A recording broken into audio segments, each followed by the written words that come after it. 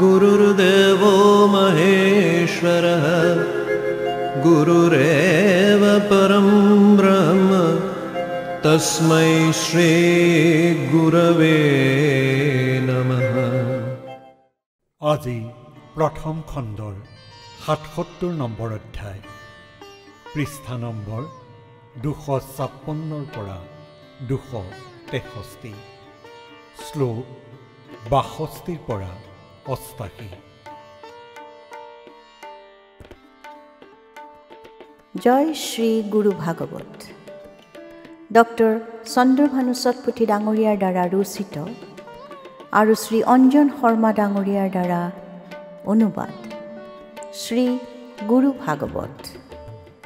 আজি আমি গুপ্ত দীক্ষাৰ বিষয়ে জানো আহক। বিশেষ বিশেষ স্থিতিতে দীক্ষাদান হয় গোপনে, ভক্তৰ বাবেও অজ্ঞাত, শ্ৰী গুৰুৰ বাবেহে জ্ঞাত। এক বিশেষ স্থিতিত গুপ্ত ৰূপত দীক্ষাদান হয়, যাৰ বিষয়ে ভক্তসকলো অজ্ঞাত হৈ থাকে, মাথো শ্ৰী গুৰুহে জ্ঞাত হৈ থাকে। দূৰৈৰ পৰা দীক্ষাদান ভক্তই নাপায় উমান, মাত্ৰ সি কৰে অনুভৱ, যদিহে জাগে দিব্য ভাৱ। কেতিয়াবা কেতিয়াবা দীক্ষাদান দূৰৰ পৰা হয় আৰু সেই সম্পৰ্কে ভক্তৰ আভাস নাথাকে।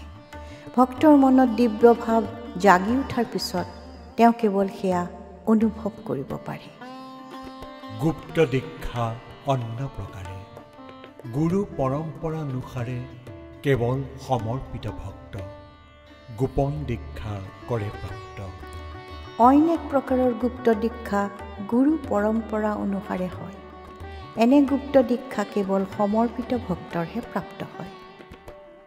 নিৰ্জন স্থানলৈ নি ভক্ত বহাই দীক্ষাৰ কাৰণে, পূজা সামগ্ৰী থাকে পাশে, গুৰু সন্মুখে ভক্ত বহে।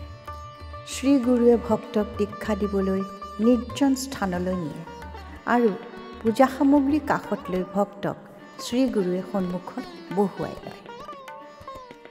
দীক্ষাদান কৰাৰ পূৰ্বে গুৰুৱে নিজ গুৰুক স্মৰে, গুৰুৰ কৃপাৱন্ত স্থূলদেহে হয় প্ৰকট। দীক্ষাদানৰ পূৰ্বে শ্ৰী গুৰুৱে নিজৰ গুৰুক স্মৰণ কৰে, তেতিয়া শ্ৰী গুৰুৰ গুৰুদেৱে কৃপা কৰি স্থূল দেহেৰে প্ৰকট হয়। গুৰু পৰম্পৰা ধৰাৰে চলে যে শাশ্বত ধাৰাৰে, আহে গুৰুদেৱৰ গুৰু, গুৰু গোত্ৰৰ অন্য গুৰু। এনে প্ৰকাৰে এই পৃথিৱীত গুৰু পৰম্পৰাৰ শাশ্বত ধাৰা চলি থাকে, য'ত শ্ৰী গুৰুৰ লগতে গুৰু বংশৰ অন্য গুৰু আহে। নিজ গুৰুকো গুৰুদেৱ কৰে বিশেষ অনুৰোধ, কয় যে আশীৰ্বাদ কৰা, নৱশিষ্যৰ হাত ধৰা। শ্ৰী গুৰুৱে নিজৰ গুৰুদেৱক বিশেষ অনুৰোধ কৰি কয় যে হে গুৰুদেৱ, এই নতুন শিষ্যজনক আশীৰ্বাদ দিয়াৰ লগতে তেওঁৰ হাতখনো তোমাৰ হাতৰ মুঠিত লোৱা। গুৰুৰ আশীষ ভক্তক যোগাই সাহস, সেই গুৰুৰ আশীৰ্বাদে চেতনা শুদ্ধ কৰি দিয়ে। শ্ৰী গুৰুদেৱৰ আশীষে ভক্তক সাহসেৰে ভৰপূৰ কৰি দিয়ে আৰু তেওঁৰ আশীৰ্বাদে শিষ্যৰ চেতনাও শুদ্ধ কৰি দিয়ে। গুৰু মাৰ্গৰ পৰম্পৰা পবিত্ৰতম কৰে ধৰা, গুৰু মণ্ডলীৰ উদ্দেশ্যে দিব্য পুৰুষ গঢ়ি তোলা। গুৰুমাৰ্গৰ পৰম্পৰাই এই পৃথিৱী পবিত্ৰ কৰি তোলে। দিব্য পুৰুষ সৃষ্টি কৰাই হ'ল গুৰুমণ্ডলীৰ উদ্দেশ্য।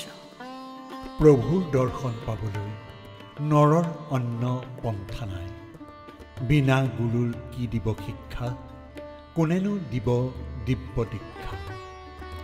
মানুহৰ বাবে প্ৰভুৰ দৰ্শন পাবলৈ অইন কোনো পথ নাই। শ্ৰী গুৰুৰ বাহিৰে কোনেনো শিক্ষা দিব পাৰে আৰু শ্ৰী গুৰু অবিহনে কোনেনো দীক্ষা দিব পাৰে। পোনতে প্ৰাপ্ত মন্ত্ৰ দীক্ষা, পিছত আধ্যাত্মিক দীক্ষা। মন্ত্ৰ দীক্ষাৰ স্তৰ নিম্ন, আধ্যাত্মিক দীক্ষা যে উচ্চ। আৰম্ভণিতে মন্ত্ৰ দীক্ষা প্ৰাপ্ত হয়, তাৰ পিছত আৰম্ভ হয় আধ্যাত্মিক দীক্ষা। মন্ত্ৰ দীক্ষাৰ স্তৰ নিম্ন হয় আৰু আধ্যাত্মিক দীক্ষা উচ্চ তথা উত্তম হয়। দুই দীক্ষা পূৰ্ণ নহ'লে শুদ্ধ জ্ঞান পিছে নিমিলে। জন্ম হ'লে গুৰুৰ কৃপা প্ৰাপ্ত হয় উভয় দীক্ষা। যেতিয়ালৈ দুয়োবিধ দীক্ষা পূৰ্ণ নহয় তেতিয়ালৈকে শুদ্ধ জ্ঞান প্ৰাপ্ত নহয়। শ্ৰীগুৰুৰ কৃপা লাভ কৰাৰ পিছত দুয়ো প্ৰকাৰৰ দীক্ষা লাভ কৰিব পাৰি। সাধনাৰ অন্তিম কালে ভক্তৰ মহাদীক্ষা মিলে।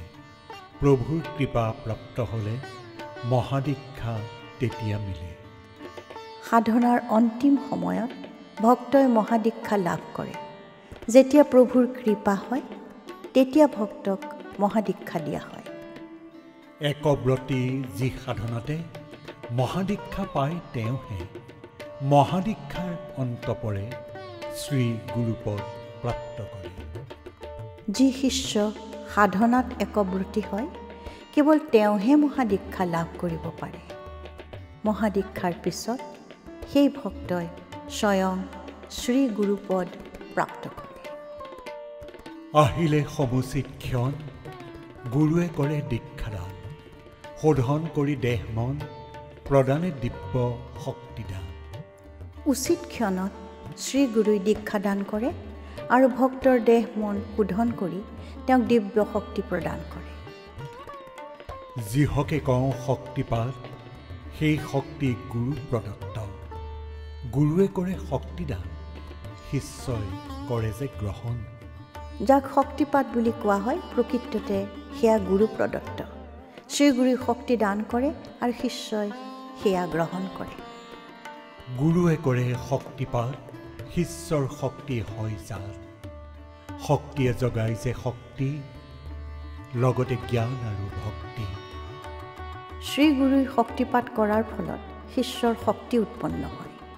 শ্ৰীগুৰুৰ শক্তিয়ে শিষ্যৰ শক্তি জগাই তোলে আৰু লগতে জ্ঞান তথা ভক্তিও জাগ্ৰত কৰে।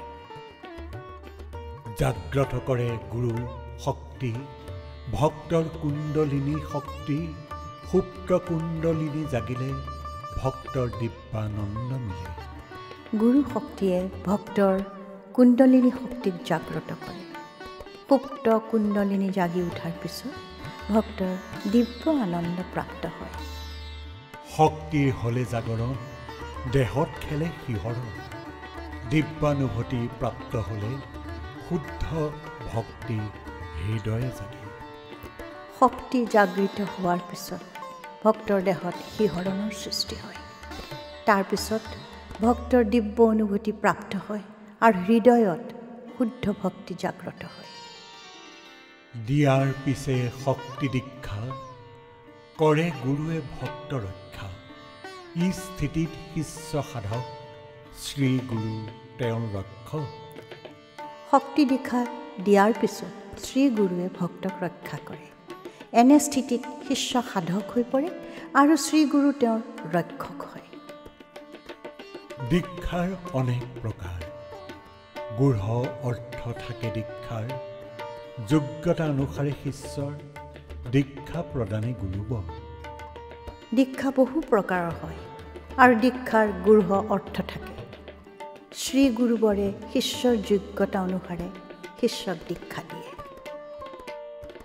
গুৰুৰে সমৰ্থনপূৰ্ণ দীক্ষাৰ সেয়ে মূল মন্ত্ৰ।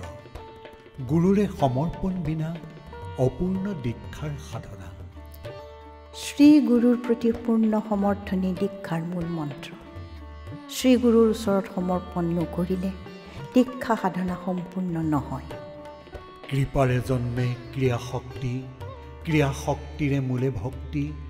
গমে ক্ষমতা আৰু মন, গুৰুৱে কৰে শক্তিদান।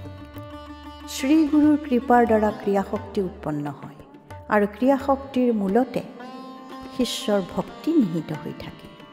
শিষ্যৰ ক্ষমতা আৰু মনৰ বিষয়ে জ্ঞাত হৈ শ্ৰীগুৰুৱে তেওঁক শক্তি প্ৰদান কৰে। বোধময় দীক্ষাৰ কালে ভক্তক কলা শক্তি মিলে। ভক্ত নিহিত কলা শক্তি জাগ্ৰত হয় দিনে প্ৰতি। বোধময়ী দীক্ষাৰ সময়ত ভক্তই কলা শক্তি লাভ কৰে। ভক্তৰ মাজত নিহিত হৈ থকা কলা শক্তি নিতৌ জাগ্ৰত হৈ থাকে। বৰ্ণময়ী ক্ৰিয়াৰ ফলে বৰ্ণাত্মক শব্দও খোলে। গুৰুৱে কৰে শক্তিপাত, শব্দ শক্তি হয় জাগ্ৰত। বৰ্ণময়ী ক্ৰিয়াৰ ফলস্বৰূপে বৰ্ণাত্মক শব্দ খোল খায়। শ্ৰীগুৰুৰ শক্তিপাত কৰাৰ পিছত শিষ্যৰ শব্দ শক্তি জাগ্ৰত হয়। ক্ৰিয়াৱতী দীক্ষাৰ ফলে ভক্তৰ ক্ৰিয়া শক্তি মিলে। ভক্তই কৰে উচ্চ কৰ্ম, অৰ্জন কৰি থাকে পুণ্য। ক্ৰিয়াৱতী দীক্ষাৰ ফলস্বৰূপে ভক্তই ক্ৰিয়াশক্তি লাভ কৰে। তেতিয়া ভক্তই মহান কৰ্ম কৰিবলৈ ধৰে আৰু পুণ্য অৰ্জন কৰে। সমৰ্পণ হ'লে সম্পূৰ্ণ, দ্ৰষ্টাভাৱ দীক্ষাৰ নাম। সৎগুৰুৱে যাৰ ইষ্ট, মিলে তেওঁৰ দীক্ষা শ্ৰেষ্ঠ। ভক্তৰ দ্বাৰা নিজৰ শ্ৰীগুৰুৰ প্ৰতি সম্পূৰ্ণ সমৰ্পণৰ দীক্ষাৰ নাম দ্ৰষ্টাভাৱ। সৎগুৰুই যাৰ ইষ্ট, কেৱল তেওঁৰহে শ্ৰেষ্ঠ দীক্ষা। আজিলৈ আমি ইমানতে সামৰিলোঁ। অহা খণ্ডত পুনৰাই লগ পাম। আজি শ্ৰী গুৰু ভাগৱতৰ প্ৰথম খণ্ড ইমানতে অন্ত পৰিল।